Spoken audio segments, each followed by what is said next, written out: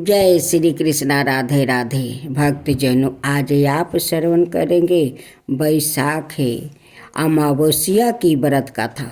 बैसाख मास की पावन अमावस्या का दिन अत्यंत शुभ और फलदायी माना जाता है। इस दिन पितरों की शांति, दान, पुण्य और स्नान का विशेष महत्व होता है। मनाता है कि इस दिन श्रद्धा और भक्ति से किए गए दर्पण और पूजा से पितृ प्रसन्न होते हैं और अपने वंशजों को सुख समृद्धि का आशीर्वाद देते हैं। सुबह गंगा स्नान करे, पीपल वृक्ष की पूजा करे और दान करने से जीवन के सभी कष्ट दूर होते हैं और घर में सुख शांति का वास होता है। तो आइए इस पवित्र बैसाख अमावस्या पर हम सब मिलकर अपने पूर्वजों को स्मरण करें और उनके आशीर्वाद से अपने जीवन को धन बनाएं। जय श्री कृष्णा। राधे राधे। भक्तजनों, आज आप श्रवण करेंगे बैसाख अमावस्या की पावन शुभ व्रत कथा। बहुत समय पहले की बात है। धर्म वरण नाम के एक ब्राह्मण था। वो ब्राह्मण बेहद ही धार्मिक परावृत्ति के थे। वो हमेशा व्रत उपवास करते रहते। वो ऋषि मुनियों का आदर करते और उनसे ज्ञान ग्रहण करते। एक बार उन्होंने किसी महात्मा के मुख से सुना कि कलयुग में भगवान विष्णु के नाम के स्मरण से ज़्यादा पुण्य किसी भी कार्य में नहीं है। अनाये योगों में जो पुण्य यज्ञ करने से प्राप्ति होता है, उससे कहीं अधिक पुण्य फल इस घोर कलयुग में भगवान का नाम सुमिरन करने से मिल जाता है। धर्म वरण ने इस बात को आत्मसात कर लिया और संसारिक जीवन छोड़कर सन्यासी लेकर वो भ्रमण करने लगा। एक दिन घूमते घूमते वो मृत्यु लोक जा पहुंचा। वहाँ उन्होंने देखा कि उनके पितरों बहुत कष्ट में है। पितरों ने ब्राह्मण को बताया कि उनकी ऐसी हालत तुम्हारे सन्यासी के कारण हुआ है, क्योंकि अब उनके लिए पिंड दान करने वाला कोई शेष नहीं है। अगर तुम वापस जाकर अपने गृहस्थी जीवन की शुरुआत करो, संतान उत्पन्न करो, तो हमें इस कष्ट से राहत प्रदान हो सकती है। इसके साथ ही उन्होंने यह भी बताया कि बैसाख अमावस्या के दिन विधि विधान से पिंड दान करो। पितरों की बात सुनने के बाद धर्म वरण ने वचन दिया कि वो उनकी अपेक्षाओं को अवश्य पूर्ण करेगा। इसके बाद धर्म वरण ने अपना सन्यासी जीवन छोड़ दिया और पुनः सांसारिक जीवन को अपना लिया और फिर बैसाख अमावस्या की तिथि को विधि विधान से पिंड दान किया और अपने पितरों को मुक्ति दिला दिया। जय श्री कृष्णा। राधे राधे। भक्तजनों, आज आप श्रवण करेंगे बैसाख अमावस्या व्रत की कथा। बताया जाता है कि बहुत पुरानी बात है। उस समय एक बड़े ही धार्मिक ब्राह्मण था जिनका नाम धर्मपाल था। वो अपने नाम के अनुरूप धार्मिक क्रियाकलापों में लगे रहते थे। प्रभु का नाम जपना, व्रत रखना, ऋषि मुनियों का आदर सत्कार करना, उससे ज्ञान की प्राप्ति करना उनके प्रिय कार्य थे। एक बार एक पुण्य आत्मा ने उन्हें बताया कि कलयुग में भगवान विष्णु के नाम में जप के बराबर कोई पुण्य कार्य नहीं है।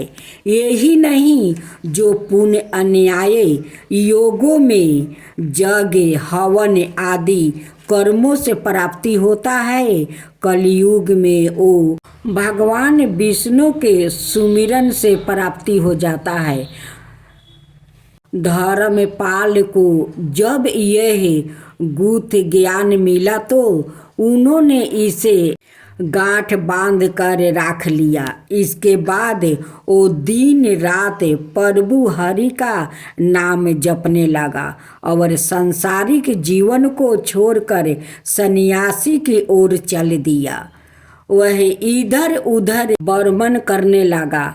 जब वो प्रभु नाम जपते जपते पृथ्वी लोक में वो पहुंच गया तो कहा जाता है कि उन्होंने देखा कि उनके पितरों कष्ट झेल रहे हैं।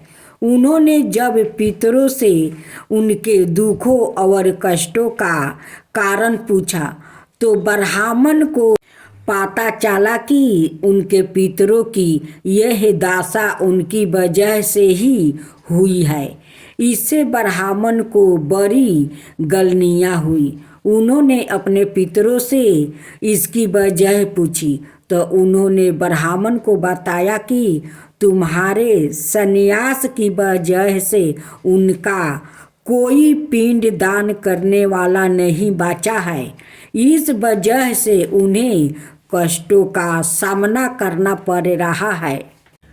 पितरों ने ब्राह्मण से कहा कि हमें इस कष्ट से राहत तभी मिल सकेगी जब तुम दोबारा से गृहस्थी जीवन में प्रवेश करोगे, संतान पैदा करोगे और वैशाख अमावस्या की तिथि पर हमारा पूरे विधि विधान के साथ पिंड दान करोगे।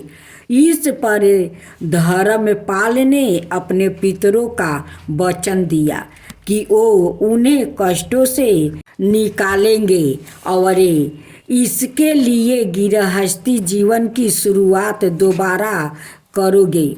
इसके बाद धर्मपाल ने सन्यासी जीवन को त्याग कर फिर से गृहस्थी जीवन में प्रवेश किया। सभी प्रकार के सांसारिक रीति रिवाजों को अपनाया।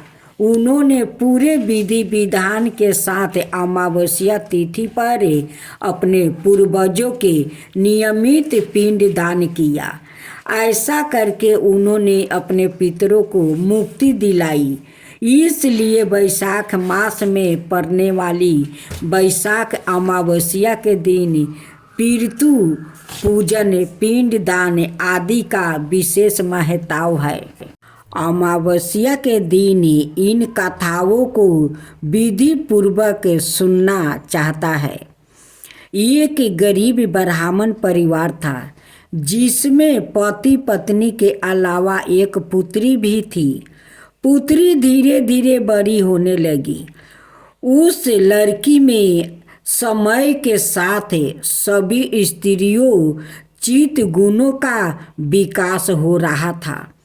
लड़की सुंदर संस्कार वरन थी और गुणवान भी थी, लेकिन गरीब होने के कारण उसका विवाह नहीं हो पा रहा था। एक दिन ब्राह्मण के घर एक साधु पधारे जो कि कन्या के सेवा भाव से काफ़ी प्रसन्न हुआ। कन्या को लंबी आयु का आशीर्वाद देते हुए साधु ने कहा कि कन्या के हथेली में विवाह योग रेखा नहीं है। ब्राह्मण चंपित ने साधु से उपाय पूछा कि कन्या ऐसा क्या करे कि उसके हाथ में विवाह योग बन जाए। साधु ने कुछ देर विचार करने के बाद अपनी अंतर्दृष्टि से ध्यान करके बताया कि कुछ दूरी पर एक गांव में सोना नाम की धोबिन अपने बेटे और बहू के साथ रहती है, जो कि बहुत ही आचार विचार और संस्कार संपन्न और पति परायण है। यदि यह कन्या उसकी सेवा करे और वह महिला इसकी शादी में अपने मांग का सिंदूर लगा दे, उसके बाद इस कन्या का विवाह हो सकता है। कन्या का विधवा योग मिट सकता है। साधु ने यह भी बताया कि वो महिला कहीं आती जाती नहीं है। यह बात सुनकर ब्राह्मणी ने अपनी बेटी से धोबिन की सेवा करने की वो बात कही। कन्या सुबह ही उठकर सोना धोबिन के घर जाकर साफ सफाई और अन्य सारे काम करके अपने घर वापस आ जाती है। सोना धोबिन अपनी बहू से पूछती है कि तुम तो सुबह सुबह उठकर सारे काम कर लेती हो और पता भी नहीं चलता। बहू ने कहा कि माँ जी, मैंने तो सोचा कि आप ही सुबह उठकर सारे काम खुद ही कर लेती हो। मैं तो देर से उठती हूँ। इस पर दोनों सास बहू निगरानी करने लगी कि कौन है जो आकर घर का सारा काम करके वो चला जाता है। कई दिनों के बाद धोबिनी ने देखी कि एक कन्या मुंह अंधेरे घर में ढाक कर आती है और सारे काम करने के बाद चली जाती है। जब वो जाने लगी तो सोना धोबिन उसके पैरों पर गिर पड़ी। वो पूछने लगी कि आप कौन है और इस तरह छुप कर मेरे घर की सारे काम क्यों करती है। तब कन्या ने साधु द्वारा कही गई सारी बात बताई। सोना धोबिन पति परायण थी, उसमें तेज था। वो तैयार हो गई।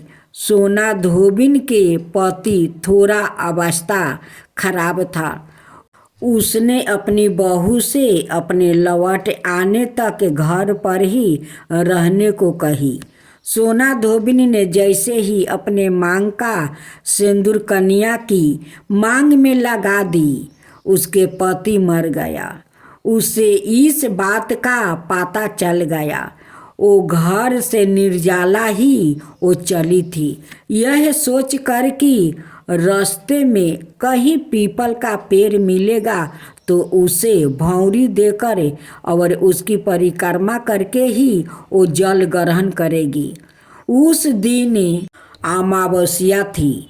ब्राह्मण के घर मिले पुए पकवान की जगह उसने ईंट के टुकड़ों से 108 बार भौंरी देकर 108 बार पीपल के पेड़ की परिक्रमा की और उसके बाद जल ग्रहण किया। ऐसे करते ही उसके पति के मुर्दा शरीर में वो कंपन होने लगी। इसके बाद वो सुखी जीवन वो जीने लगी। अब काली माता की आरती। जय जय जय काली माँ, जय जय जय महाकाली, जय जय जय काली माँ, जय जय जय महाकाली। दुख हरने वाली, सुखी की देने वाली, दुख हरने वाली, सुखी की देने वाली। शुभ न शुभ को तूने मारा, चंड मुंड के अंत सहारा।